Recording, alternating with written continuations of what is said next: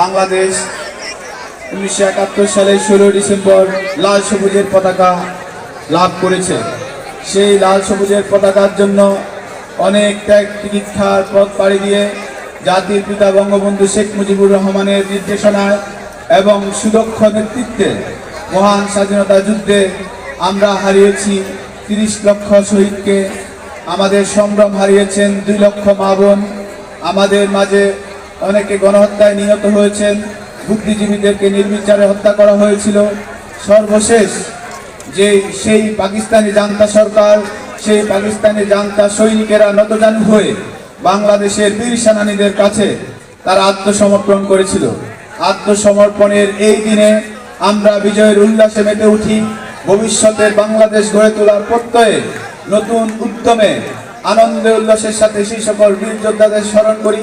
সেই সাথে আমাদের যে মুক্তিযুদ্ধের সপক্ষে শক্তি রয়েছে, স্বাধীনতার চেতনায় উদ্ভাসিত হয়ে আমাদের দেশের সুদক্ষ নেতৃত্বের মধ্য দিয়ে ধারাবাহিক উন্নয়নের যে উন্নয়ন ঘটে চলছে বিগত এক দশক বা তার উপর থেকে, সেই উন্নয়নের অগ্রযাত্রাকে অব্যাহত রাখার নিমিত্তে গণতন্ত্রকে ধারাবাহিকতার রূপ দেওয়ার নিমিত্তে আপনারা সবাই সামিল হবেন, দেশ গঠনে দেশমাতৃকার সেবায় এগিয়ে আসবেন, এই প্রত্যাশা ব্যক্ত করি। আর আজকে এই গজারিয়া উপজেলায় বিজয়ের এই দিনে আজকের এই সাংস্কৃতিক সন্ধ্যার জন্য যারা শ্রম দিয়েছেন, ত্যাগ দিয়েছেন, বিশেষ করে আমি যাদের নাম না বললেই না,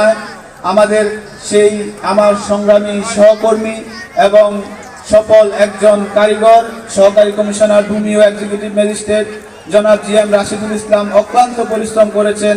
সেই সাথে সাংস্কৃতিক অনুষ্ঠানকে সাফল্যমণ্ডিত করার জন্য শিল্পকলা একাডেমি গজারিয়া জনাব মাহতাব সাহেব, তিনি অনেক পরিশ্রম করেছেন, তার টিম নিয়ে এসেছেন।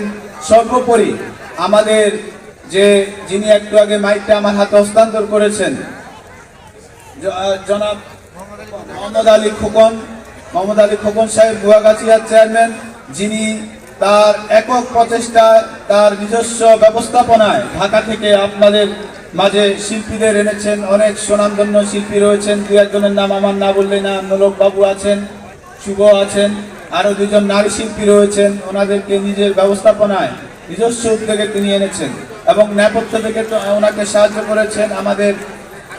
আমার পাশে উপবিষ্ট দাঁড়িয়ে আছেন জনাব রেফায়েতুল্লাহ খান তোতা।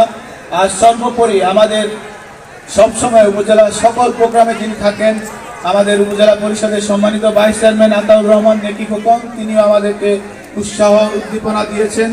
আমার 2 জন চেয়ারম্যান উপস্থিত রয়েছেন, অন্যান্য চেয়ারম্যানের সাথে ওনারা সবসময় থাকে। এই 2 জন চেয়ারম্যানকে আমি পাই, আরো 2-1 জন আছেন, ওনাদেরকেও সবসময় পাই। এই যে স্বাগতিক চেয়ারম্যান হাবিজুজ্জামান খান জিতু, সবসময় উপজেলা পরিষদের বা আমাদের সকল প্রোগ্রামে তিনি থাকেন।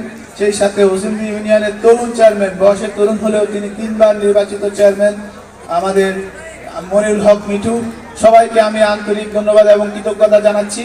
আর বিশেষ কৃতজ্ঞতা জ্ঞাপন করছি উপজেলা প্রশাসনের সকল স্টাফ কর্মচারী, উপজেলা ভূমি অফিসের সকল স্টাফ, যারা বিগত 3 দিন ধরে প্রচুর পরিশ্রম করে আমাদের বিজয়ের মাসকে, বিজয়ের বিভিন্ন প্রোগ্রামকে সাফল্যমণ্ডিত করেছেন। তাদের প্রতি আমার আন্তরিক কৃতজ্ঞতা এবং মোবারকবাদ। ওনারা ওনাদের এই প্রচেষ্টা অব্যাহত রাখবেন।